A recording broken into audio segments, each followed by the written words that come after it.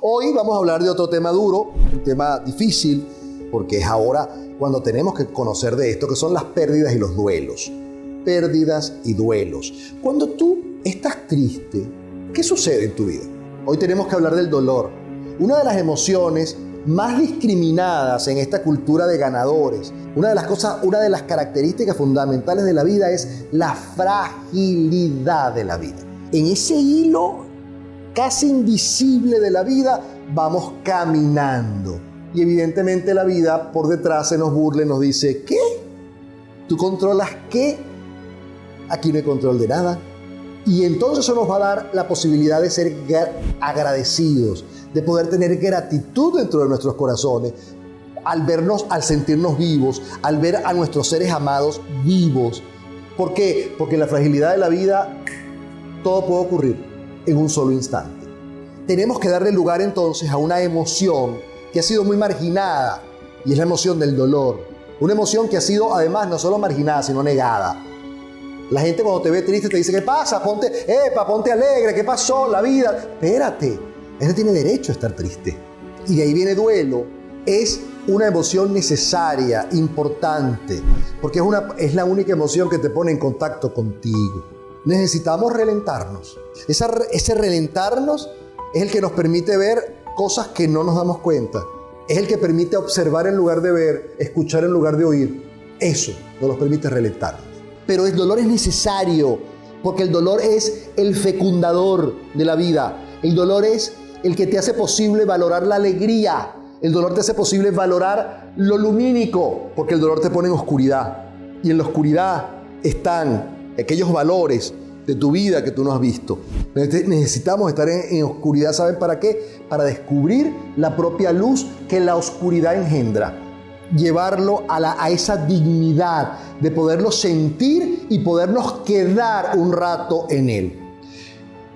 Esto es bien importante porque aquí los seres que amamos, los seres que convivimos con los otros, nos volvemos realmente terribles. Realmente terribles. ¿Por qué? Porque no dejamos que la gente exprese. Empezamos a ver, por ejemplo, nuestro hijo triste y empezamos a ver cómo sacarlo de la tristeza. ¿Por qué? Acompáñalo en su tristeza. El dolor no necesita palabras. Entonces, cuando vayas a un velorio a saludar a alguien por una desgracia o por un duelo, por una pérdida, quítale palabras. Un buen apretón de manos, un buen abrazo, un tocar el hombro, con la fuerza del amor, que es una fuerza muy suave. Aquí estoy y estoy contigo. No dejes que tus nervios sean los que hablen, porque tus nervios no saben qué decir y normalmente lo que dicen son torpezas. Dejemos que la gente llore. ¿Sabes por qué? Porque nadie se ha muerto de llorar, la gente se muere de no llorar. Si en el momento lo que siento es dolor, voy a vivir mi dolor. ¿Pero dónde está el miedo? El miedo está a quedarme en el dolor. No tengas miedo. No te tengas miedo a ti, porque cuando te tienes miedo a ti, te niegas a ti mismo. Cuando alguien se te muere, hay algo en ti que se transforma, porque la muerte es transformadora.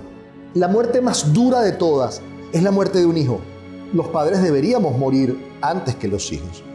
Cuando esto se adelanta, llega a ser tan duro el dolor que no le hemos encontrado a nivel humano un nombre a eso. No tiene nombre.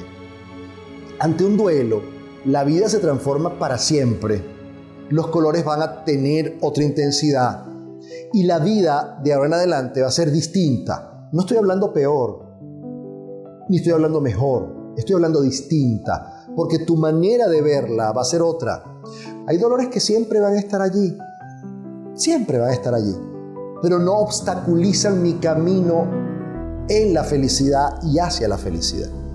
Mucha gente, una gran pérdida, le hace que le crezcan alas. Y ante eso toma decisiones. Toma decisiones.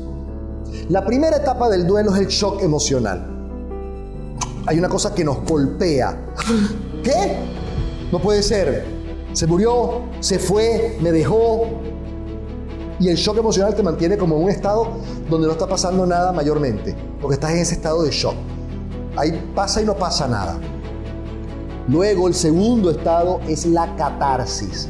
La catarsis es como si agarraras un río y le abrías las compuertas a la represa y sale el río de dimes, diretes, insultos. Eso tiene que pasar. Luego viene la etapa más importante para mí como terapeuta en todo esto, la aceptación. Sí, lo perdí. Ya no va a estar más. Ya no vuelve a estar con nosotros. De esa manera, porque lo más importante de todo esto es que aprendas a que los seres dejan de estar con nosotros para empezar a estar en nosotros. Ahí está el trabajo. Si no lo haces, te quedas en el medio. Ahí emprendo entonces el camino de la negociación conmigo. ¿Cómo voy a hacer con esta ausencia?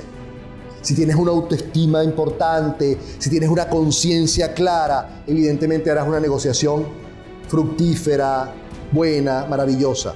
Si tienes todo esto muy débil, ahí es donde salen los superpoderes. Esa gente, ya, yo estoy bien, la soberbia te puede agarrar. Te puede agarrar cualquiera de esos monstruos y tienes que reconocerlos. Ya negocié conmigo y ahora decido trascender esto y volverme un mejor ser humano. O ahora decido llorar a este ser hasta el último día de mi vida. Bueno, esa es tu responsabilidad, esa es tu vida. Todo esto va a tener que ver. Así que recuerden, primera etapa tiene que ver con el choque emocional, segunda etapa tiene que ver con catarsis, tercera etapa con aceptación, cuarta etapa con negociación, quinta etapa con decisión, para que puedas hacer de eso algo que de verdad te sirva para la transformación.